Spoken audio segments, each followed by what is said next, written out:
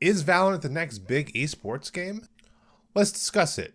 How's it going, everybody? My name is Metalhay, and today we are discussing Valorant and its possibility of becoming one of the biggest games in esports. So Valorant is a new game by Riot. It has been out in beta for a while. It is free to play, but right now the only way to get access is by watching Valorant streams in order to get a drop on Twitch. And if you get that drop, you get a key, and boom, bang, you get to play the game for free. Now, everything I'm about to say, remember the game's still in beta, but this is my first impressions of playing the game over the last 2.5, 3 weeks. And oh boy, is it an experience.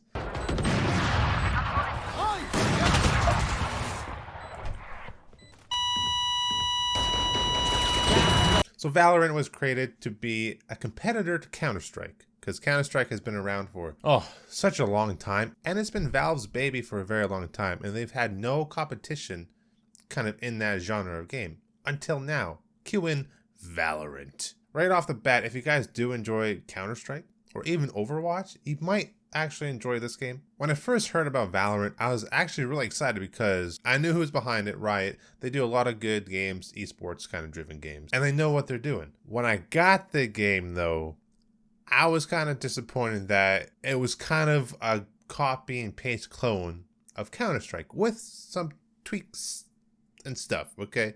I've never really played Counter-Strike. I played it a couple times. It really wasn't for me. Valorant is extremely slow paced. It is one of the slowest games I have ever played in my entire life. Planted. My ult's ready. Nowhere to run! Why are they trying the same spot? What?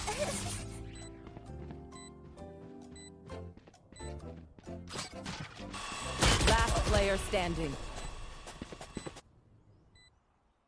Which for me, I am not a big fan of that kind of play style. I like to run and get in there and be aggressive. In this kind of game, you cannot do that at all. But there's a big majority of people who definitely like that kind of play style. Or that kind of game, I should say. You know, this is like the only game where I could be winning and still get super angry. I've never had a game piss me off so much in my life until I've played this game. Spike spotted. Down. Gunner.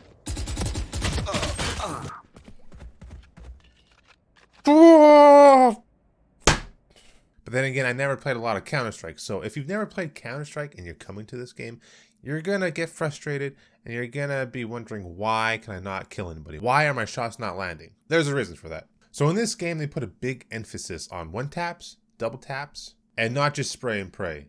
In this game, there are spray patterns, but not really. You cannot memorize spray patterns like you would in Counter-Strike. In this game, after the 6th or 7th bullet, the spray pattern just goes all randomized and crazy like. So as you can see why they put a lot of emphasis on one taps or double taps.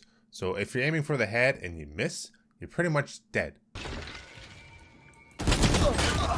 Oh, dude, how? Oh my God, that's fucking on her head. Was it on her head? Was it a fucking micro centimeter to the left of her head? Did I clip her ear? I don't know. Shit, dude. You cannot be walking and shooting, running and shooting. If you're walking and sniping and you try and snipe while you're moving, your bullet's going to the fucking moon. Your other bullet's gonna hit your grandma somewhere over there in Cleveland. Who the hell knows? So this game is very emphasis on aiming. Very strict aiming. Which if you've played Counter-Strike, you'll be used to it. If not, it's gonna take some adjusting. But what sets Valorant apart is its special abilities, its ultimates. So each agent has his own specific set of skills and ultimates. If you build up enough orbs, you can ultimate, you can use that ultimate. And I feel like in Valorant, this has a lot of potential. This has a lot of potential for creativity within the game, which will be exciting to see once the pros play this more and just to see what kind of tactics and the combination of skill and abilities, what we'll see out of that. So that part is pretty exciting. We saw this in action if you watch Shroud and his teams versus the developers of this game. And Shroud's team got destroyed. Riot developers won, what, 13-3? 3 times on 3 different type of maps, which was cool to see because we got to see developers who are actually really good at the game. And we got to see some new tactics that a lot of players didn't even know would exist without them showing what they could do. So I feel like if players come at this game with an open mind that is not Counter-Strike, then we're going to see a lot of cool things happen in this game. But is this game the next big game? Is it the next big esports game? Not for me. If you've played the game, if you've watched people stream this game, by the way, I do stream on Twitch every Monday, Wednesday, and Friday, 9 p.m. Mountain Time, shameless plug.